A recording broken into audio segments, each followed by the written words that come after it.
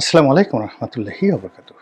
সম্মানিত দর্শক, বাংলাদেশে নতুন রাষ্ট্রদূত ব্রেন্ট ক্রিস্টেনসেন যোগদান করেছেন।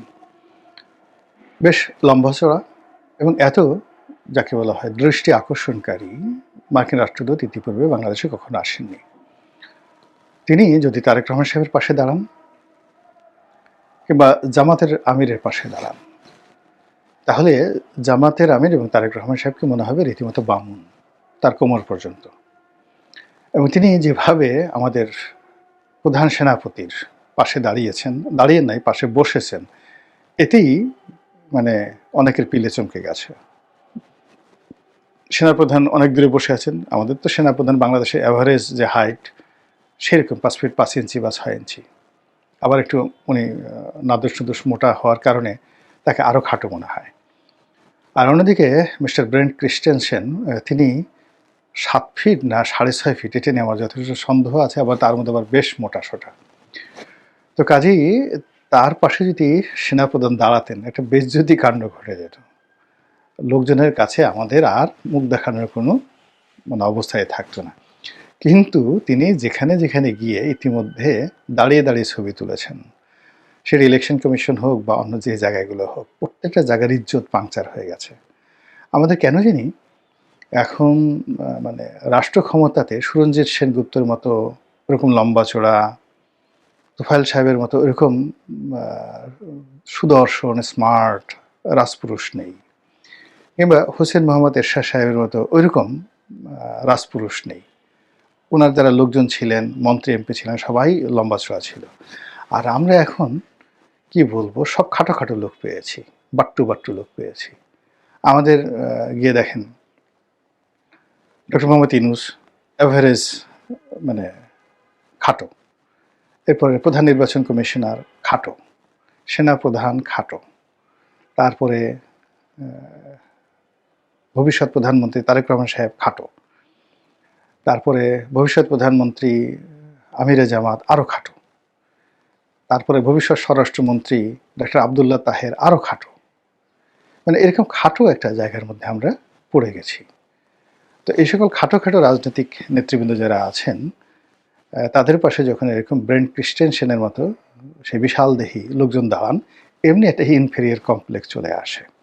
তো এই জন্য আমরা যারা বাঙালি, বিভিন্ন সময় যারা ঠাট্টা মশকরা টিটকারি করতে অভ্যস্ত, তারা এই যে রাজনীতির যে রসায়ন, সেই রসায়নে আমাদের নেতা, রাষ্ট্রের যে কর্তা ব্যক্তি, তাদেরকে নিয়ে, মিস্টার ক্রিস্টেনসেনকে নিয়ে নানা রকম কথাবার্তা বলার চেষ্টা করছেন। এই গেল এক। 2 নম্বর হলো যে মিস্টার ব্রেন্ট ক্রিস্টেনসেন তিনি সাধারণ কোনো ব্যক্তি নন। একে তো মার্কিন রাষ্ট্রদূত, তার উপর ডোনাল্ড ট্রাম্পের রাষ্ট্রদূত, তার উপর বাংলাদেশের সমস্যা, তার উপর আবার তাকে বিশেষভাবে ট্রেনিং দিয়ে, বুঝিয়ে শুনিয়ে বিশেষ একটা পরিস্থিতিতে বাংলাদেশে পাঠানো হয়েছে, যখন বার্মা অ্যাক্ট বাস্তবায়ন, রোহিঙ্গাদের সঙ্গে যুদ্ধ করা, তারপরে রোহিঙ্গাদেরকে পুনর্বাসন করা, রোহিঙ্গাদের মধ্যে যুদ্ধংদেহী যে গ্রুপ রয়েছে তাদেরকে দমন করা, এবং এই গ্রুপটিকে আবার মায়ানমারে নিয়ে মায়ানমার জান্তা সরকারের বিরুদ্ধে কাজ করা। যেভাবে মধ্যপ্রাচ্যে কুর্দিদেরকে ব্যবহার করানো হয়েছে, এই আমেরিকা করেছে। তাদেরকে অস্ত্র দিয়ে শস্ত্র দিয়ে প্রথমে আইএসের বিরুদ্ধে যুদ্ধ করিয়েছে, তারপরে সিরিয়ান আর্মির বিরুদ্ধে যুদ্ধ করিয়েছে, তাদেরকে তুরস্কের বিরুদ্ধে যুদ্ধ করিয়েছে, ইরানের বিরুদ্ধে তাদেরকে যুদ্ধ করিয়েছে, পুরো মধ্যপ্রাচ্যকে তছনছ করে দিয়েছে কিন্তু এই কুর্দি জনগোষ্ঠী দ্বারা। দিয়ে আবার তাদেরকে ডলা দিয়ে ভিক্ষুক বানিয়ে তারা চলে আসছে। এই আমেরিকা তাদেরকে লোভ দেখিয়েছিল যে গত 100 বছর ধরে কুর্দিরা যে দাবি নিয়ে লড়াই করছিল, সেই লড়াইয়ের প্রেক্ষিতে তারা স্বপ্ন দেখেছিল বা লড়াই করছিল যে মধ্যপ্রাচ্যের একটা বিরাট অংশ, তার সঙ্গে সিরিয়া, তারপর তুরস্কের একটি বিরাট অংশ, ইরাকের একটি বিরাট অংশ এবং ইরানের একটি বিরাট অংশ, এটা মিলিয়ে একটা স্বাধীন কুর্দিস্তান দখল করার বা তৈরি করার যে স্বপ্ন তাদের মধ্যে ছিল, এবং সেই স্বপ্নটি দ্বিতীয় বিশ্বযুদ্ধের পরে জেনারেল আইসেনহাওয়ার তাদেরকে কমিটমেন্ট দিয়েছিল, কিন্তু তারা সেটা করেনি। তো যাই হোক, সেই স্বপ্নটা বাস্তবায়ন করানোর জন্য এই সময়টাতে তারা লোভ দিয়ে তাদের দ্বারা যুদ্ধ করিয়ে স্বার্থ নিয়ে তারা চলে গেছে ফুটফুস এখন কুর্দিরা মার খাচ্ছে, সবার হাতে মার খাচ্ছে, সিরিয়ার হাতে মার খাচ্ছে, ইরাকের হাতে মার খাচ্ছে, ইরানে মার খাচ্ছে, ইরানে তো নামই নিতে পারছে না, আর তুরস্ক তারা মার খাচ্ছে।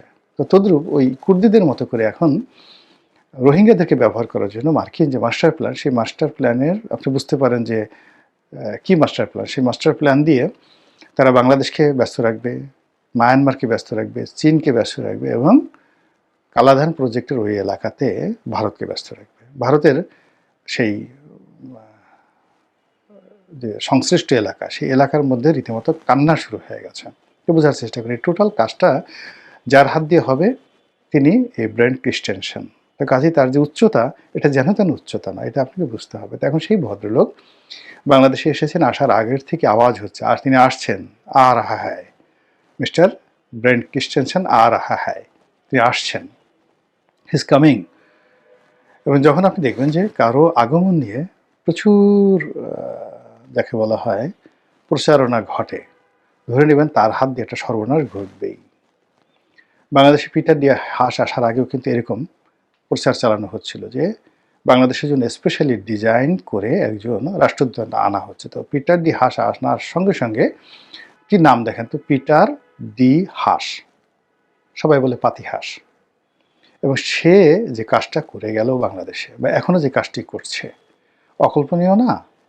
তো পিটার ডি হাঁসের আসার আগে যেভাবে তোড়জোড় করেছিল বাইডেন প্রশাসন, তার চেয়ে 100 গুণ তোড়জোড় করেছে ডোনাল্ড ট্রাম্প প্রশাসন এই ভদ্রলোক আনার জন্য। এবং পিটার ডি হাঁস আসার আগে যারা ছিলেন তারা মানে এরকম দীর্ঘমেয়াদে বাংলাদেশে প্রায় 17 মাস বা 1.5 বছর কন্টিনিউয়াসলি মানে চার্জ দ্য অ্যাফেয়ার্স ভারপ্রাপ্ত রাষ্ট্রদূত দিয়ে আমেরিকা চালায়নি। কিন্তু মিস্টার ব্রেন্ট ক্রিস্টেনসেনের কার্যকালকে গ্লোরিফাই করার জন্য, গুরুত্ব দেওয়ার জন্য তারা এই 17 মাস ধরে তাকে ট্রেনিং দিয়েছে, তার নিয়োগ চূড়ান্ত করেছে এবং করে তাকে সেইভাবে এম্পাওয়ার্ড করেছে। এবং সেই পাওয়ার নিয়ে তিনি এখন বাংলাদেশে ঘোরাফেরা করছেন।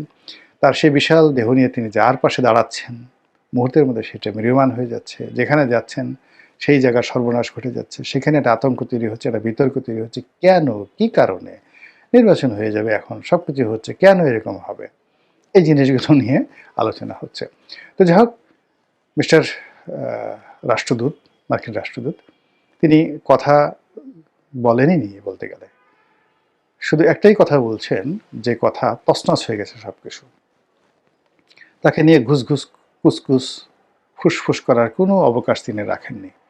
তিনি সোজা বাংলায় বলে দিয়েছেন যে তিনি এই বাংলাদেশে বসে আওয়ামী লীগ, বিএনপি, জামাত, হেফাজত, তারপর সে তাবলিগ যারা আছে, এমনকি ঢাকা শহরে গুন্ডা পান্ডা, আন্ডারওয়ার্ল্ডের ডন, তারপর শেষে যারা পথবধূ পতিতা, যারা তৃতীয় লিঙ্গের মানুষ, তাদের সাথেও তাদের যোগাযোগ হয়, বাংলায় বলে দিয়েছেন। এবং এটা তারা তাদের রুটিন ওয়ার্ক অনুযায়ী কাজ করে। কথাটা কেন আসলো? কেউ কেউ বলার চেষ্টা করছিল যে আওয়ামী লীগের সঙ্গে তাদের একটা যোগাযোগ আছে। তো তিনি কোনো নাম মেনশন না করে তিনি বলছেন শুধু আওয়ামী লীগ না, বাকি সবার সাথে তাদের যোগাযোগ আছে। ফলে কি হলো, অন্যান্য যারা আছেন তারা চুপচাপ রয়ে গেছেন। এর কারণে যদি আমেরিকা খোঁটা দিয়ে বলে যে আওয়ামী লীগের জমানাতে তোমরা কি গোপনে এই কাজ করোনি, তাদের কাছে তো সব রেকর্ড আছে। ফলে পুরো রাজনৈতিক অঙ্গন তার এক বক্তব্যে চুপচাপ হয়ে গেছে। তা বোঝার চেষ্টা করুন যে তিনি কি কথা শিখে এসেছেন। আর আমেরিকা এমন একজন লোকে পাঠিয়েছে যে যাকে দাঁড়া করাইলে বাকি সব ছোট হয়ে যায়, তার যে উচ্চতা, এবং সেই উচ্চতা নিয়ে তিনি নির্বাচন কমিশনে যাচ্ছেন, সেই উচ্চতা নিয়ে তিনি চিফ জাস্টিসের কাছে যাচ্ছেন। ও আমাদের চিফ জাস্টিসও কিন্তু লম্বা না, তিনিও ওই আমাদের প্রধান সেনাপতির মতো ওইরকমই গাট্টা গুট্টা আর কি। তো যার জন্য যেখানে যেখানে যাচ্ছেন, যারা বুদ্ধিমান তারা মানে চেয়ারে বসে ওনার সাথে ছবি তুলছেন। আর যারা এই সতর্কতাটুকু অবলম্বন করতে পারেনি, যারা দাঁড়িয়ে ছবি তুলতে গেছেন, তাদের সবারই কিন্তু ইজ্জতহানি ঘটে গেছে ইতিমধ্যে। এখন এই যে মিস্টার রাষ্ট্রদূত, তিনি যে দৌড়দাড়ি করছেন এই নির্বাচনের এই সময়টাতে, যখন সবাই ধরেই নিয়েছে এখানে 90% বিএনপি ক্ষমতা আসবে, 10% জামাত ক্ষমতা আসবে। তো এই অবস্থায় তিনি সবার সাথে যোগাযোগ করছেন। ইট মিনস তিনি কাউকে এভাবে নম্বর দিচ্ছেন না। ইট মিনস তিনি যে এই মুহূর্তে নির্বাচনের যে ডামাডোল, সেই ডামাডোলকে তিনি গুরুত্ব দিচ্ছেন না। তিনি তার যে রুটিন ওয়ার্কগুলো করে যাচ্ছেন, সেই রুটিন ওয়ার্কগুলো দেখে আপনি কি বলবেন জাগো বাহে কণ্ঠে সবায়, কিংবা আপনি বলবেন পায়ের আওয়াজ পাওয়া যায়, অথবা আপনি কি বলবেন কিসের আওয়াজ পাওয়া যায়, নাকি শুধু দেখবেন তুমি আসলে বা তুমি গেলে শুধু চেয়ে চেয়ে দেখলাম, আমার বলার কিছু ছিল না। মহান আল্লাহ আমাদের সবাইকে হিদায়াত দান করুন এবং হেফাজত করুন। আসসালামু আলাইকুম ওয়া রাহমাতুল্লাহি ওয়া বারাকাতুহু।